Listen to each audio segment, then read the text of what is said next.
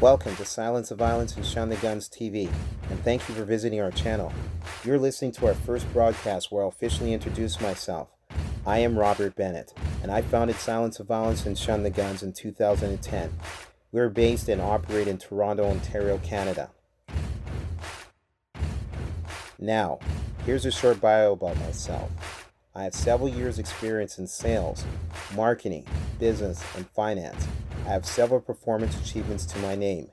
When I observed a clear pattern of the inequalities and stereotypes concerning people of color, specifically black males, my growing concerns turned into action. I'm known to take action for matters I believe in. With my experience and skills, I believed I could make a difference. So, I left a very successful career in finance in order to support and serve the community with a special focus on the black community. Why special focus on the black community, you may ask? Well, there's several reasons. I observed every time when there's a shooting by a black male, where in most cases the crime is committed due to economic motivated reasons, the media was all over that story. But the media doesn't cover stories in proportion of all the positive black males. This is all that works from day one, a never-ending stereotyping and smear campaign. I'm not a gangster or hoodlum, so where do I fit in? Where are all the good black males who I know and see every day? And where are the positive black role models for those young black children living in poverty who they can look up to? It is well known that the black community is the most underfunded and most underserved of all races.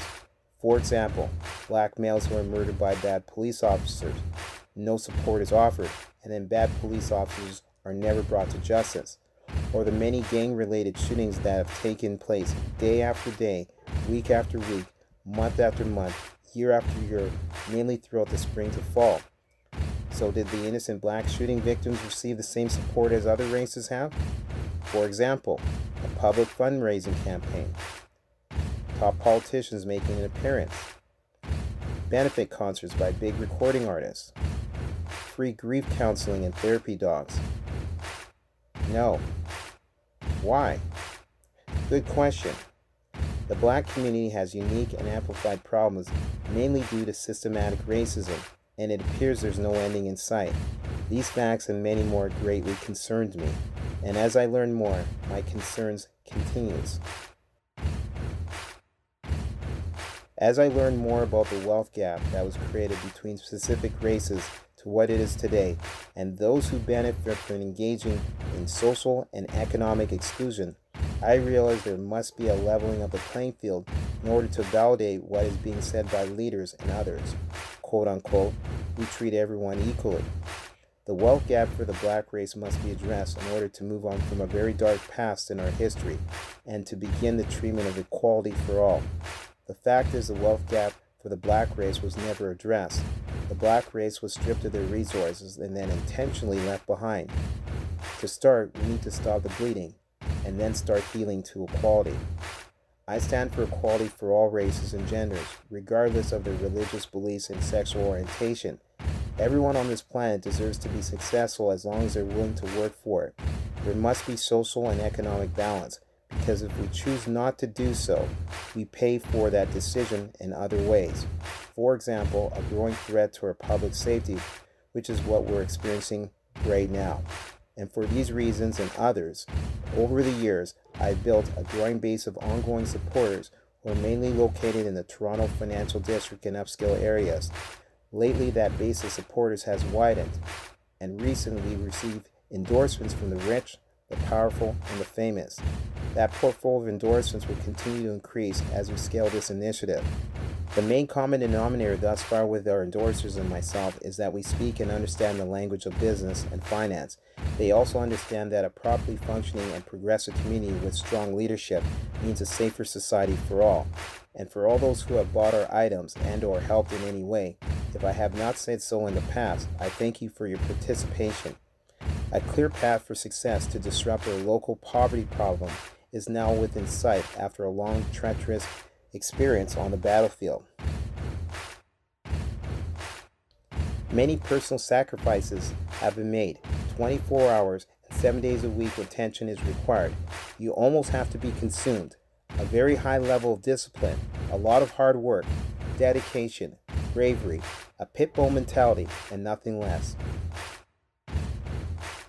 Over the years, fundamental steps have been taken in order to ensure that we have a rock-solid foundation before we roll out our economic stimulus solutions to the masses to participate in this initiative. Step 1. There has to be a vision. That vision is to reduce youth gains in gun violence and dispel the negative stereotyping of people of color, specifically black males. Step 2. Develop products and services to sell to the public in order to ensure that the initiative has a consistent and growing message, and to continue the building of our base of supporters. Currently, we have over 100 items for sale, whereby more products and services will be added to the Silence of Violence and Shun the Guns brand. Yes, we are a merchandising company which sells tools people use to make their voices heard. Our solutions are designed to work towards bringing closer to our local poverty problem. Step 3. Proof of concept. Will the public purchase our items that we design?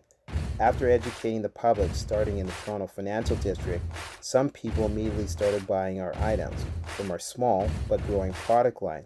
And for others, it took them some time of observing and studying us. And even though I understand how my target market thinks and behaves, I'm constantly observing and studying them too. As a result, a growing and loyal base of supporters started to build over the years. Step 4. Branding.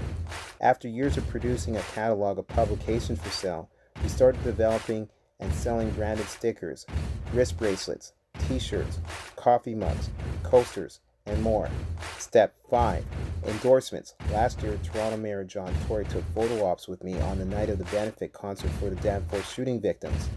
Later on that year, Michael Weckerly, who is a Bay Street legend, former Dragon's Den star, and long-term buyer of our items, offered to do a shout-out at his sign lighting event that I attended.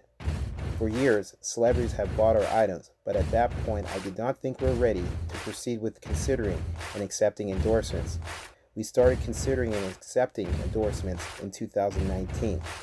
Expect a growing number of endorsements from a wide range of influential and wealthy people. And finally, step 6, which is where we are right now, scaling up, or in other words, introducing our economic stimulus solutions for the masses to participate in this initiative. This is a final step that needs to be taken before we execute the initiative that we've been advocating for years. You see, long-term solutions must be used for this long-term and growing problem.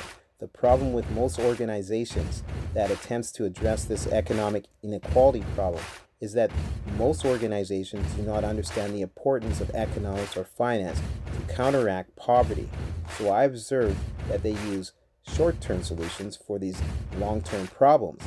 This is a poverty problem, so the poverty problem must be addressed first, which will solve several of the other problems that comes with it. Over the years, every other solution has been introduced and implemented, which has resulted in low or no results, except for the correct one. And since these decisions were made and implemented, gangs in gun violence continue to increase year after year. People living in impoverished communities have virtually no economic opportunities, so economic opportunities must be adequately funded first. Allocating the majority of the government's budget towards a bigger police force has never and does not create jobs and careers for the underprivileged. And because of those decisions, we've paid with a record level of gangs and gun violence in 2018. Without finance as a primary solution in the equation, little to no changes can or will take place. So, Silence the Violence and Shun the Guns was launched so that I can share with our viewers our findings, interact with our viewers, and keep our viewers posted on our experiences and developments. In addition, I will discuss and comment on the details surrounding gun violence from how it started to where it is now, relevant and current affairs, interviews, and most important, as always, the inequalities. We will continue to have the necessary honest discussions so we can address the ever-rising gangs and gun violence problem. And we hope our viewers will be willing to engage in our necessary honest discussions so we can address the ever-rising gangs and gun problem. Please like and share this broadcast so that we can continue to build our community, because once we hit 10,000 subscribers, live and Monday to Friday broadcasts and videos will take place. We have the solutions to reduce youth gangs in gun violence, but in order to maximize our solution's full impact, it will take the masses' ongoing involvement, just like other established causes. For example, a monthly subscription commitment at this point is in order. After 8 years, Silence of Violence and Shun the Guns was launched. You see, gangs and gun violence affects everyone, and everyone has a role to reduce youth gangs and gun violence. Unprecedented steps have taken place with Silence of Violence and Shun the Guns, and more will come. We've come a long way, and we've had a lot of wins along the way, especially recently. And because of our wins, we lead by far in our field. Major developments are about to take place. Under my leadership, the future for the underprivileged will become much, much brighter. We must introduce, educate, and guide the underprivileged only to those who needs a hand up, who resides in these poverty-stricken communities, to become economically self-sufficient if we ever stand a chance to reduce youth gangs and gun violence. These economic stimulus solutions that require ongoing funding include building businesses to create well-paying and permanent jobs in those underprivileged communities so that money generated and earned can be reinvested to continue to build those communities for a brighter future, and offering education and mentorship opportunities to create success stories so those successful people can motivate and inspire the next generation to follow in their footsteps. I'm looking forward to interacting and working with the change makers. Bye for now.